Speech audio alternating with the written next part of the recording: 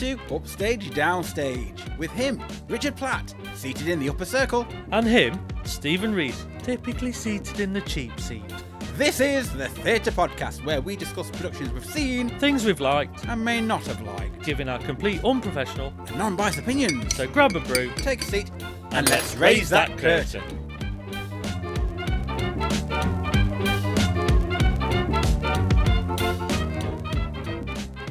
On today's episode, we'll be discussing Dancing at Lughnasa. We saw this production at the Crucible Theatre Sheffield on the 27th of September 2025. Co-produced by Sheffield Theatres and Royal Exchange Theatre, Dancing at Lughnasa is a multi-award winning play by dramatist Brian Friel. Set in County Donegal, Ireland in August 1936 in the fictional town of Ballybay. So Stephen, what's it all about? The play takes place around the festival of Lughnasa, the Celtic Harvest Festival. The five Mundy sisters and family welcomes home the frail elder brother, Jack, who has returned from a life as a missionary in Africa. The family foresees the sadness and economic privations under which they will suffer as all hopes fade. But first, our post-show opinion! This certainly doesn't dance to my tune. I'd rather be dancing on my own than dancing at Lughnasa. So, with all that said, let's Set the scene! Richard, a little bit late to this one, but let's describe the set of Dancing at Lughnasa's. Or is it? Lughnasa. No, it's not Lughnasa. Lughnasad. Lughnasad. Lughnasad. What is it? We still don't know, do we? No, okay, so let's just set the scene for this play. Let's set the scene. Okay, so I would like to say the best way to describe it was if you think, just take your mind to Texas in just after Dorothy's had her house ripped out of the foundations, right, and all that's left are the slabs on the floor. Okay, yeah, and no house. Yeah, no. That's basically so what we've ripped off, and all that's left. The walls and but the kitchen table stayed and the stove. Yeah. So there's no house, no walls. No, and it was just slabs. Just slabs on the floor.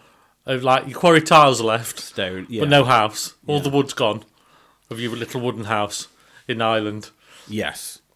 And the slabs sort of like mingled a little bit to the outside edges with grass, and there was like boulders, because obviously we were in the thrust. Well, it was sort of like, it's not in the round, but it's sort of like it's more just thrust. more thrust, Yeah, isn't it's it, more really? thrust. Yeah.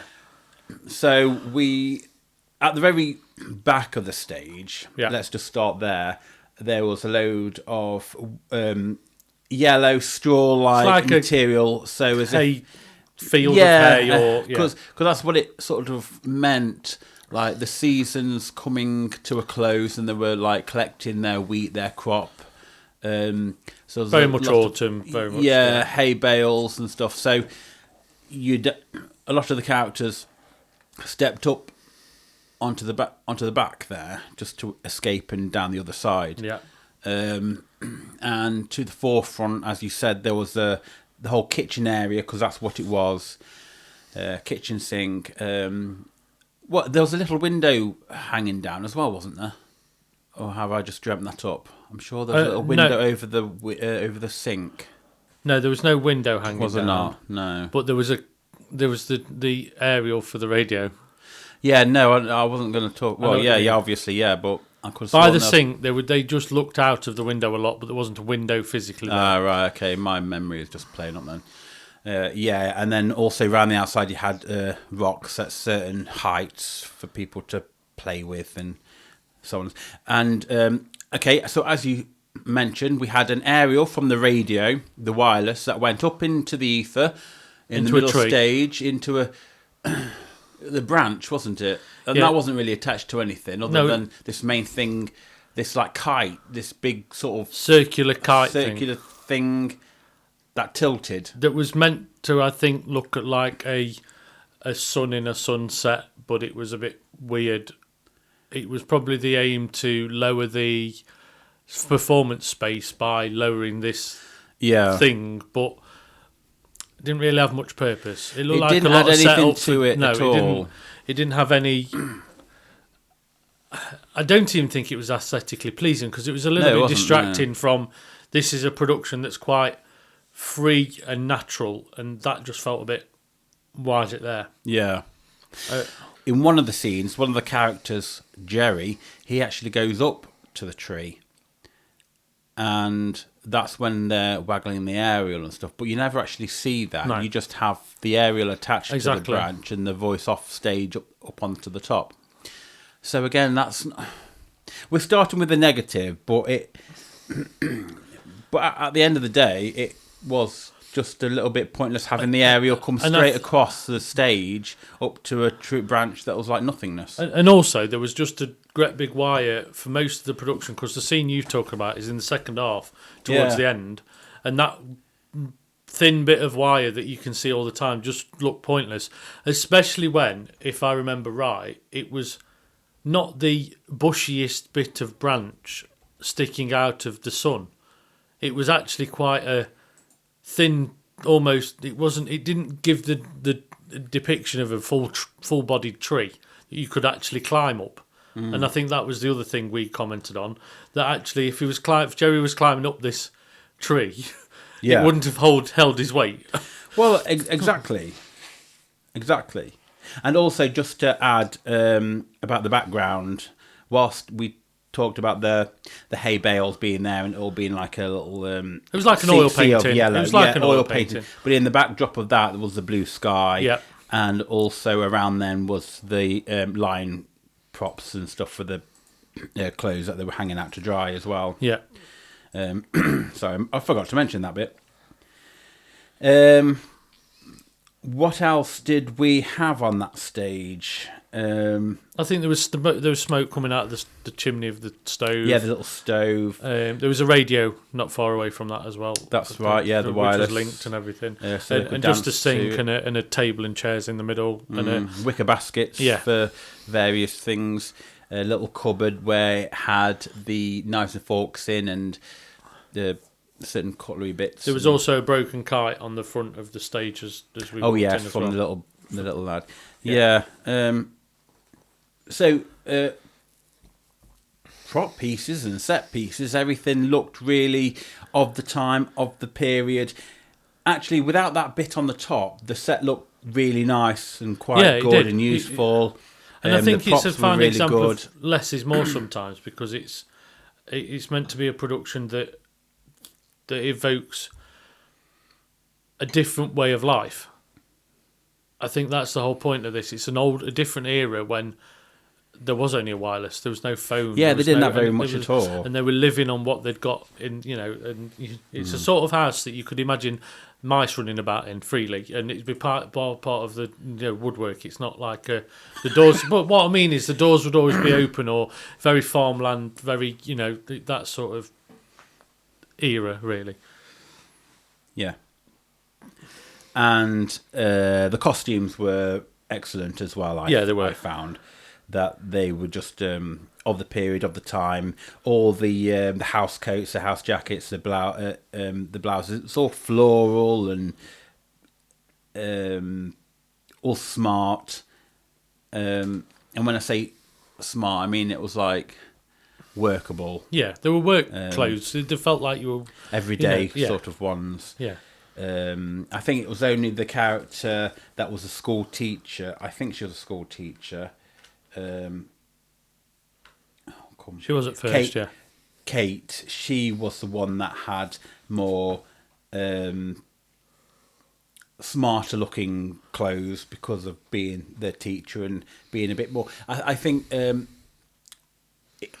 costumes made her feel a little bit more uptight and fenced in. Yeah, they went with the character because she started becoming a little bit more freer over the course of the play. Yeah, and certain characters suited their costumes, or the other way around, the costumes suited their characters. Like with Maggie, she was very lively and very dancey and free spirited in that essence, and she just what she wore with the boots and everything just sort of fitted that lively character. Yeah.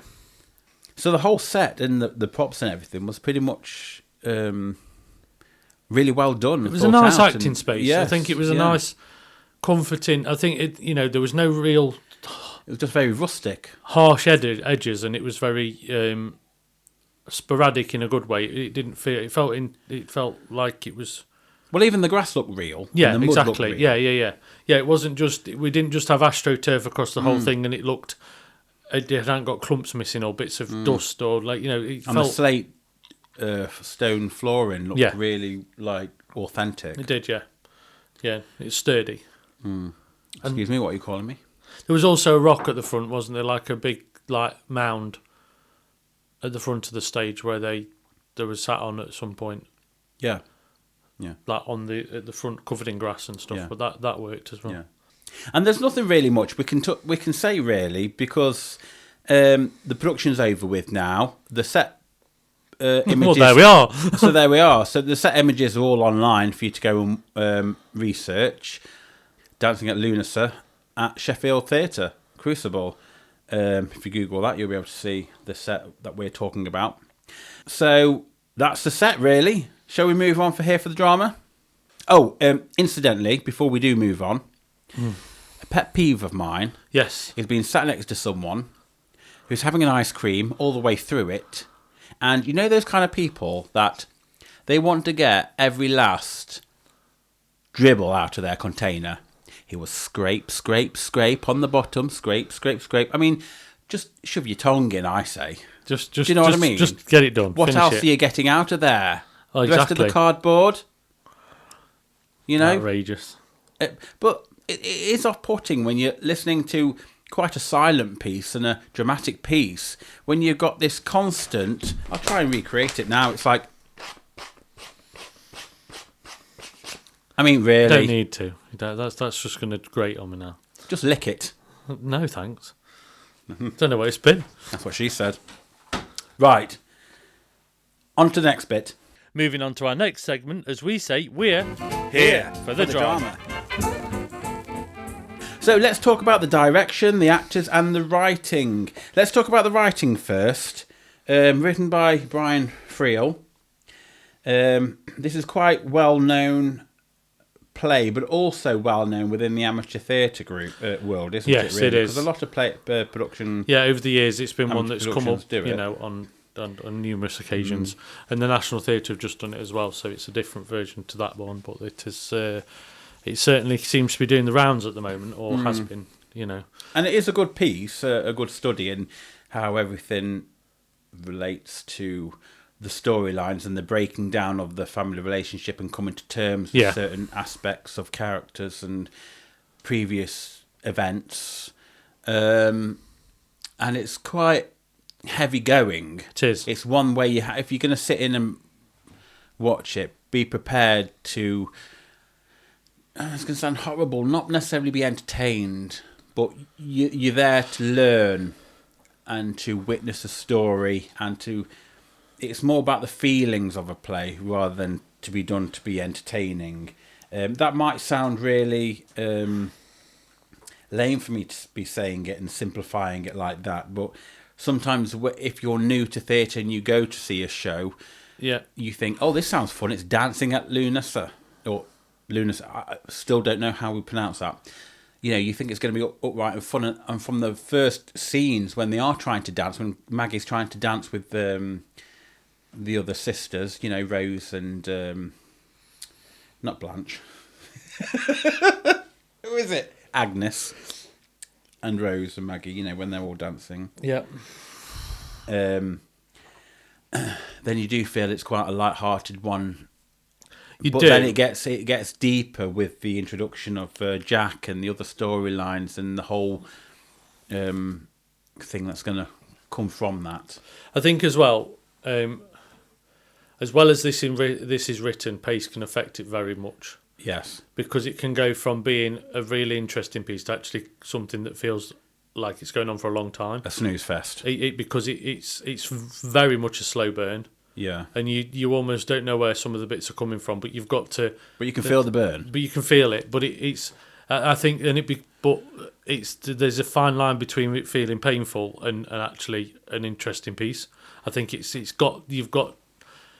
needs a lot of energy to get through it as a cast. Yes.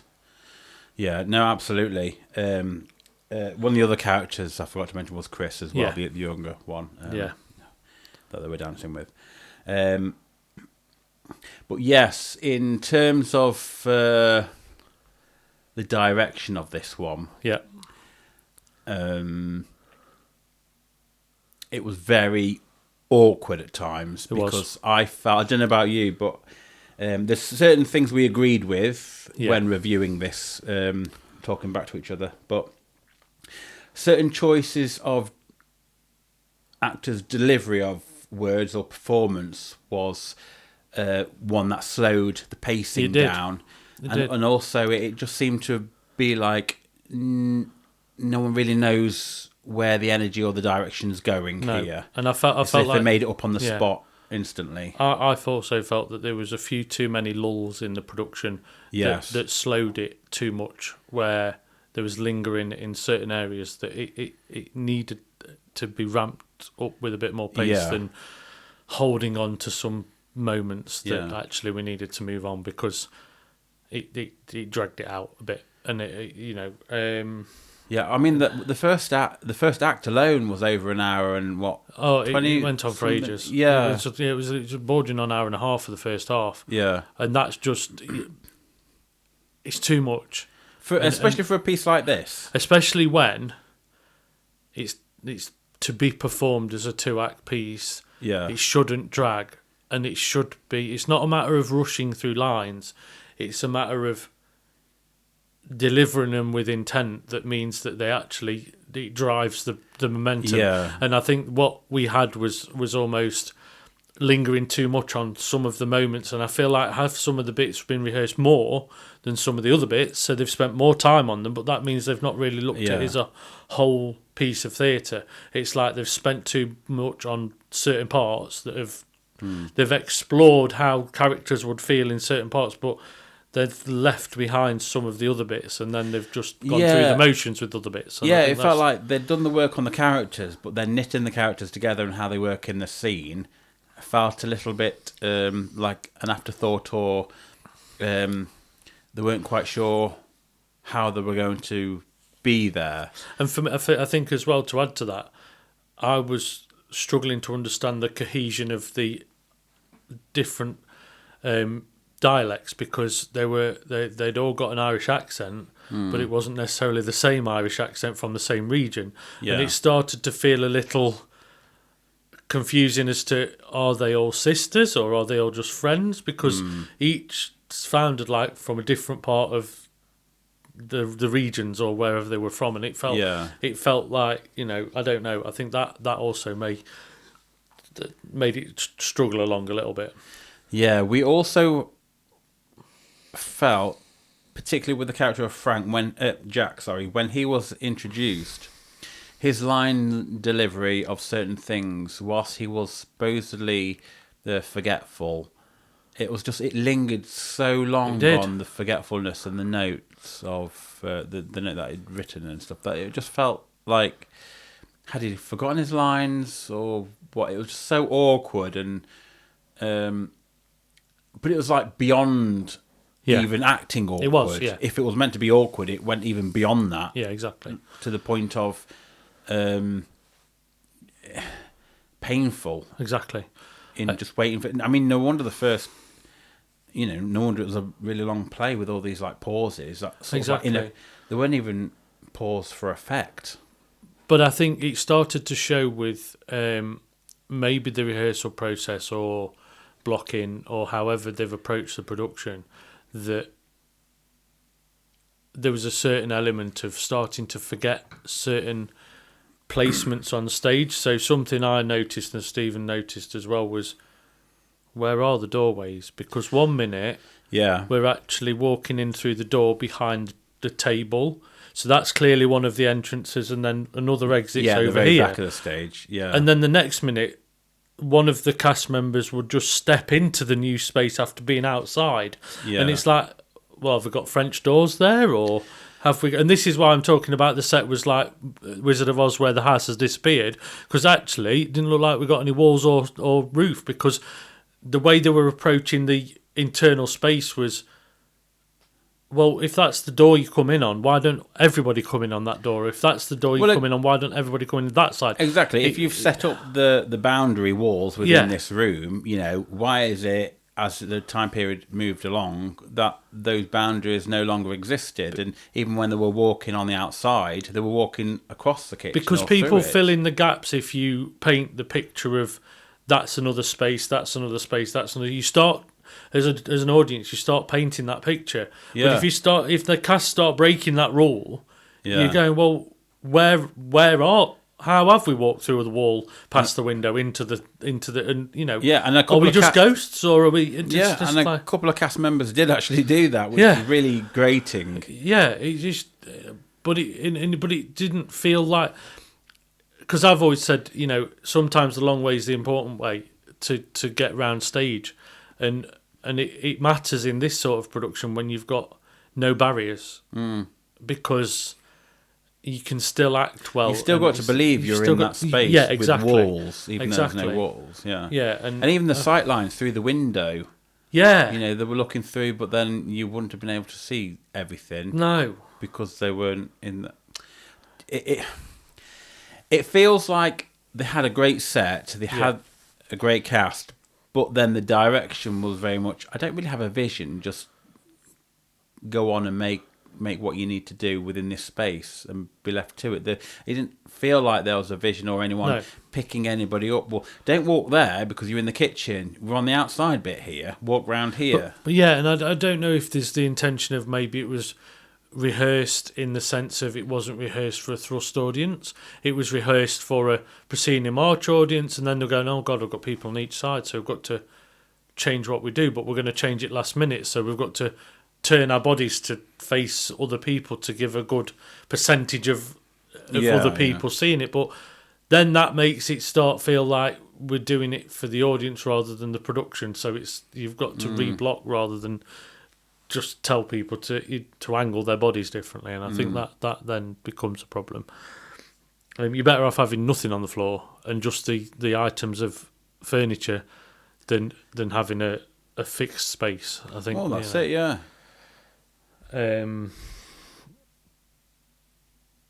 But the thing is as well, I think there was energy on stage, and I think they tried to create a family connection, but even that, I felt like I couldn't really work out the family connection sometimes. Yeah, I think you're quite right there. There was, I'd say, the majority of the sisters brought a lot of energy. I have to admit now that whenever the males were on stage, it sapped the energy back out again. It did. And, the thing is, I never felt like even the character of Kate sapped anything, because that was her characteristic. Yeah, exactly. Of her being sort of like not quite fitting in with the family, but slowly becoming part of them. Whereas the others just... It was like whenever they walked in, it did like sap the energy right out the scene. Yeah, exactly. And so I hate when we have to talk about actors, so we won't name them. But when you see a show and there's certain actors that, had it been cast differently, or had they been given direction or told something, I don't know. I mean, at the end of the day, they probably did have vision, and it was just not something I appreciate. It could be something as simple as that. But I think as well, I think there's an element of when they started performing the production, I felt like was there an element of they're still trying to work out who they are and what their intention is while they're doing the production. Not we know who we are and now we're going to act it for the audience. I felt like they were almost still going through a almost workshopping style production where we're now going to learn what we're going to do while we run it, and it was a bit, I don't know, it felt, Yeah, I have to say, I think for me the one actor that did actually stand out, no actress that stood out for me, was Siobhan O'Kelly as Maggie. I felt she played the character really spot on, and inserted the energy all the way through. and kept it going. And I did actually quite like how they related to the child, the young lad, even though we never saw the lad, obviously, because it was like in the memory form. But it was really nice how we saw that. I think also Michael. Yeah, was it? Because we had a narrator, didn't we? Was it Chris Martha Dunley that was the smaller? Yeah. Because I quite like her performance. Yes. She was quite captivating in her own right. Yeah. Because I thought she held it together certain points because she'd got the performance style within, just some of the stuff she was dealing with, and same as Rachel O'Connell as Rose, that they all had those elements. I think there was just sometimes. Well, same with Agnes as well. Yeah, she had, but the thing is, it's all those sisters had. They did, yeah. There, But even as Michael, the narrator, he was quite strong in his delivery and going through everything and walking around the set doing that. I think it just felt very laboured and very delayed. I think the action within it, definitely laboured. Yeah, and just cutting back to the props though for this, I like the fact that they had proper flour and they were throwing that around and they actually had some good use of that kitchen stuff. Yeah, it felt like proper hand making and everything churning was there, stuff and making their own bread. That was good. Moving on to our next segment, as we say, What the Tech Is This?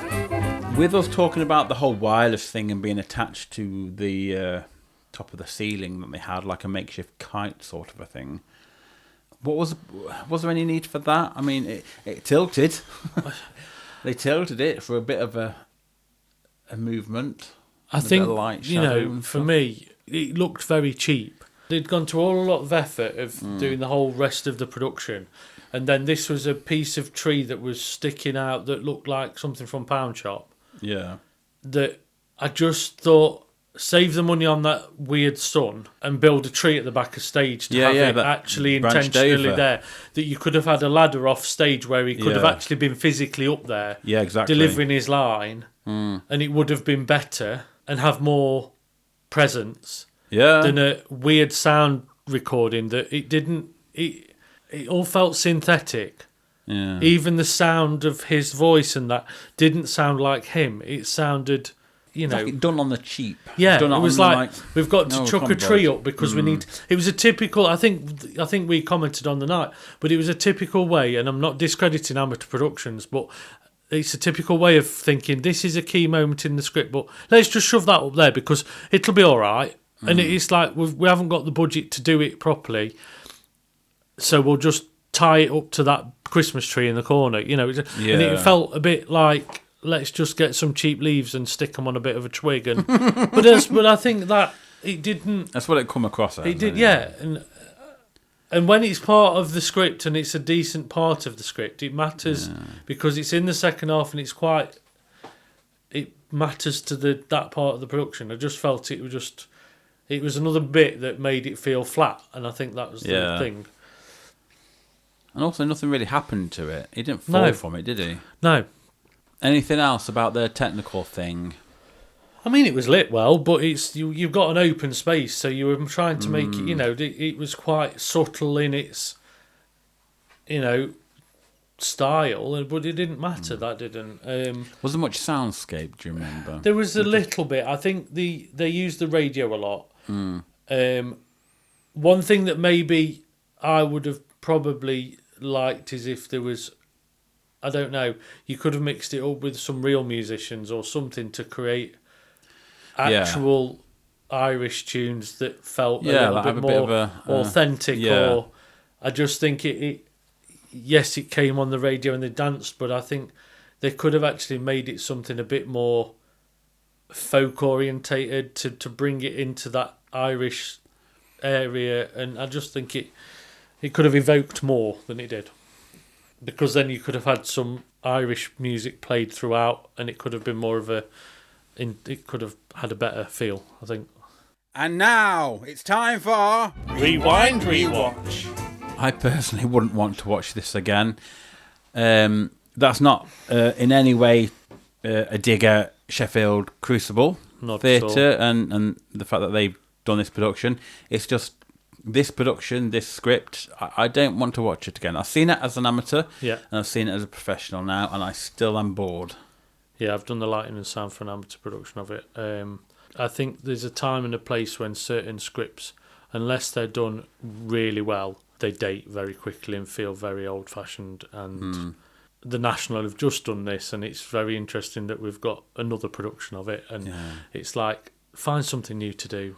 Do we have to do something that other people are doing? I mean, it's a historical story. Yeah. It's there's something in it, but I don't particularly feel the need to relive it. No, exactly. You know, it's. But I personally, I couldn't. I've seen enough of it. Yeah. You know, and that's couldn't see it again.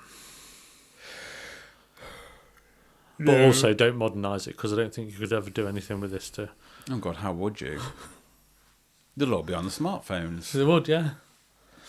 Could You'll you have to have an imagine? internet blackout. Well, that's it. Yeah.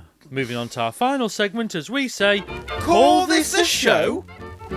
this is a production that needs more life injecting into it, and as I've explained over the last few parts of this analysis, I think it's interesting, but it also shows that you have to do a lot more to produce a piece of theatre like this, and I just think it missed the mark. Yeah, for me, this was, whilst I felt the cast was good and the set was great, I think the story in itself was a little uninteresting for me personally. How they delivered that story, I'd say, was a little boring. I think it lacked direction, and it could have been tightened up a heck of a lot. No, I don't need to see this show again, to be honest. Incidentally, the programme that we got 3 women on the front cover that are just generalised women, 3 women in that particular attire. None of them are actually from the show. So No, and their dresses look a bit more updated than what they were wearing on stage as well. yeah, but hey ho.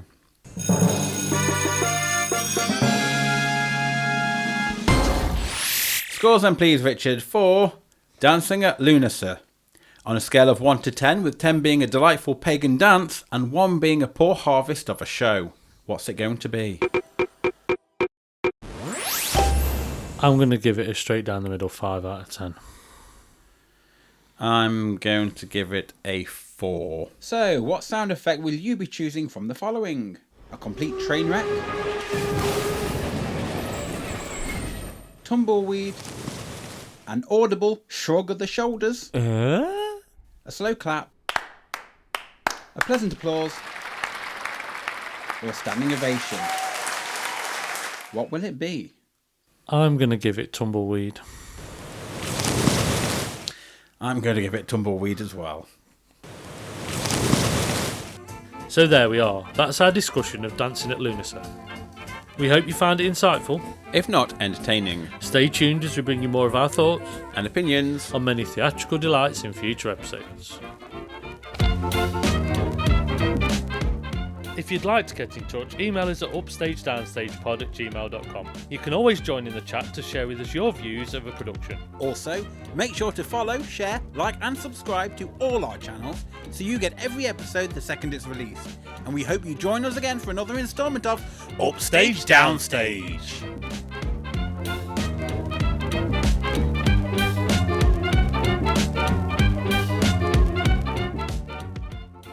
Are you doing it on It's my- Lughnasa, isn't it? Lughnasa, as Lughnasa. in the lunar. Lughnasa, yeah, Lughnasa. Lughnasa. It throws you out with a GH. Yeah, I know. Lughnasa. Or, because it's Lu, Lughnasa. and then NASA. So I split it up that way, but it's not. It's not, it's Lughnasa. It's not Lughnasa. It's Lughnasa. Lughnasa. Oh, so I've got to say that. What was that? Lughnasa. Yes, you have. Lughnasad. Lughnasad. It says Lud. Oh, let me just put. Is it Lughnasa? Is there a silent? Is it like a D in there? Do we think? August. No. So Lughnasa means August. Lughnasa. So it is Lughnasa. Instagram and Facebook. For today's video, I wanted to talk about Lughnasa or Lughnasa, which is a Wiccan equivalent. For example, the Irish Lughnasa, Luke's holiday, is Lughnasad.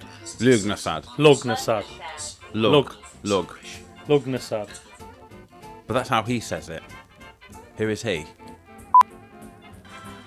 Lughnasa. Lughnasad. Lughnasad. Got a G in it. Lughnasa. It might be Lughnasa, you know. This is an audio-described announcement flyer for the Sheffield Theatres and Royal Exchange Theatre production of Dancing at Lughnasa. It must be Lughnasa in Celtic. It's not Lughnasad, it's Lughnasa. Lughnasa. Yeah, no, It's that's for just a- Lughnasa. No. It's Lughnasa, Dad. No, that's what they've said here. That's what I'm saying. No, the spelling in people are saying it's Lughnasa. It's just how it's. No, but even they on the play said it differently. There were two sayings. Today's random word of the day is Lughnasa. Because it has got a D and a H on the end. It's got a G. Yeah, it's Lunasad.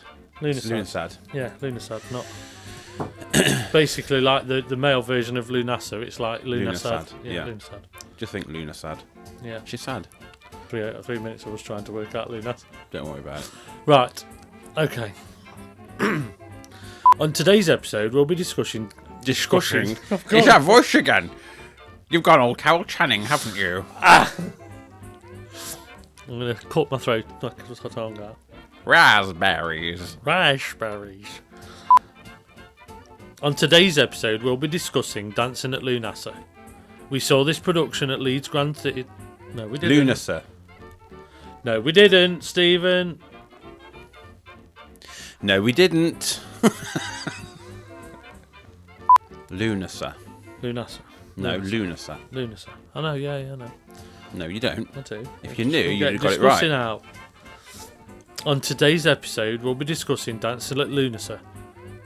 I think you need to say that a little bit better. Co-produced by Sheffield Theatre by Sheffield. That's what it's called, a Sheffield. That's really no, it's not. By Sheffield. Get rid of that then. It's because for me that's what makes him laugh. Co-produced by Sheffield Theatre's Royal Exchange production. No, it's just Theatre. basically one co-produced by both of them, isn't it? Yeah. Production needs to be there. Yeah, no, it doesn't. We need to just be said there. no. No, it doesn't. It doesn't. You're right. Delete it. Co-produced by Sheffield Theatres and Royal Exchange Theatre. Dancing at Lughnasa. Lunasa. Yeah, I know. I'm just going to re-say it so I realise what I'm saying. I'm trying to get past it. Shall I just change it? There you go. They like a fucking loon. Co-produced by Sheffield Theatres and Royal Exchange Theatre, Dancing at Lughnasa. See, it's phonetically Lunasa. Yes, because I'm slowing the last bit down. Co-produced by Sheffield Theatres and Royal Exchange Theatre, Dancing at Lughnasa. Let me just do that again. Co-produced by Sheffield Theatres and Royal Exchange Theatre, Dancing at Lughnasa. It's because I've got Lughnasa in my head all the time. Co-produced by Sheffield Theatres and Royal Exchange Theatre, Dancing at Lughnasa. It's because I'm slow. Hold on. Let me just. Lunasa. No, I'm going to Lunasa, split it Lunasa. up. I'm just going to do the first bit, then do that on its own. Dancing at Lughnasa. Dancing at Lughnasa is. Dancing at Lughnasa. I'm Yeah, going to say carry it on. loads of times now. Dancing at Lughnasa is a multi-award-winning play by Dancing at Lughnasa is a multi-award-winning play by dramatist Brian Friel, set in County Donegal, Ireland. Just go from is a multi. Just do Yeah. that again. I will. Set in County Donegal, Ireland. Set in County Donegal, Ireland. Set in County Donegal, Ireland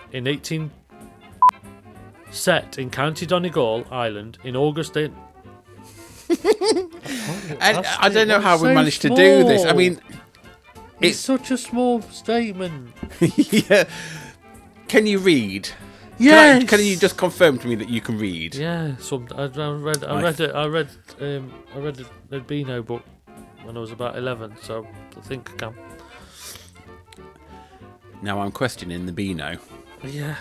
It was the back page. It was just pictures. I'm sure it wasn't Mandy. No. Set in County Donegal, Ireland, That word is August. I know, I don't know why I'm saying it. Set in County Donegal, Ireland, in August 1936, in the fictional town of Ballybeg. Set in County So, Stephen, what's it all about? The play takes place in early August, as if we hadn't already discovered that. The play takes place around the festival of Lughnasa, the Celtic Harvest Festival. The 5 Mondays. I think it's Lughnasa. I think it's, if you say Lughnasa. Well, what did I say? You say Lughnasa. I'm doing what you're doing now. Yeah, I'd say Lughnasa. I meant to say Lughnasa. I think but it's more Lughnasa. It's it's an extension of Lughnasa. It's Lughnasa, yeah. However, as the summer ends, the family foresees the sadness and economic privations. There's notations. Privations. Fucking hell. The family foresees the sadness and economic privations. I think I've got that. So there we are. That's our discussion. Yeah, it's a discussion. Yeah, that's where you stumbled first time around. All right. No, all right. I knew there was a reason why we need to analysis. go back. So, are you going to give me some notes after this? Not wasting my time giving you notes. You never bloody listen. Got a note to say? I'll give it you in August.